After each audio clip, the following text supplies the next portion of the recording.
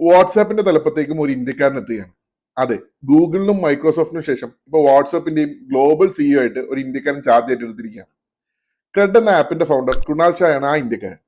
മുമ്പും പല tech ജയൻസിന്റെയും global സിഇഒമാരായിട്ട് ഇന്ത്യക്കാരോ Indian വംശജരോ വന്നിട്ടുണ്ട്. എങ്കിൽ പോലും കൃണാൽ ഷായുടെ കേസ് കുറച്ച് ഡിഫറെന്റ് ആണ്. ഗൂഗിളിന്റെ സുന്ദർ പിച്ചയും മൈക്രോസോഫ്റ്റിന്റെ സത്യ നടലയും അടക്കം ഗ്ലോബൽ ടെക് ജയൻസിന്റെ സിഇഒമാരായിട്ടുള്ള ഇന്ത്യക്കാരെല്ലാം ഒന്നില്ലെങ്കിൽ അവരുടെ ഇന്ത്യൻ വിദ്യാഭ്യാസത്തിന് ശേഷം അമേരിക്കയിൽ പഠിച്ചവരോ അതല്ലെങ്കിൽ ദീർഘകാലം അമേരിക്കൻ കമ്പനികൾക്ക് വേണ്ടി ജോലി ചെയ്തിട്ടുള്ളവരാണ്.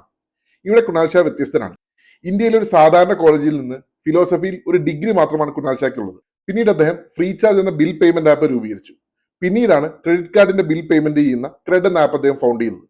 ഇന്ന് കൃണാൽ ഷാ വാട്സാപ്പിന്റെ ഗ്ലോബൽ സിഇഒ ആയിട്ട് ചാർജ് ഏറ്റെടുത്തിരിക്കുകയാണ്. ഇതിൽ നിന്ന് നമ്മുടെ ടേക്ക് അവേ എന്താണ്? Sometimes it's not just about your fancy degrees. നിങ്ങളുടെ ഫാൻസി ഡിഗ്രീസോ നിങ്ങളുടെ വിദേശ വിദ്യാഭ്യാസമോ മാത്രമല്ല കാര്യം. ചിലപ്പോഴൊക്കെ നിങ്ങൾ എന്ത് എക്സിക്യൂട്ട് ചെയ്യുന്നു എന്നുള്ളതിലാണ് കാര്യം. അപ്പൊ ഇതൊരു ഓർമ്മപ്പെടുത്തലാണ് ഇത് കേട്ടുകൊണ്ടിരിക്കുന്ന എല്ലാവർക്കും, ഞാൻ ഉൾപ്പെടെ, to just go and execute.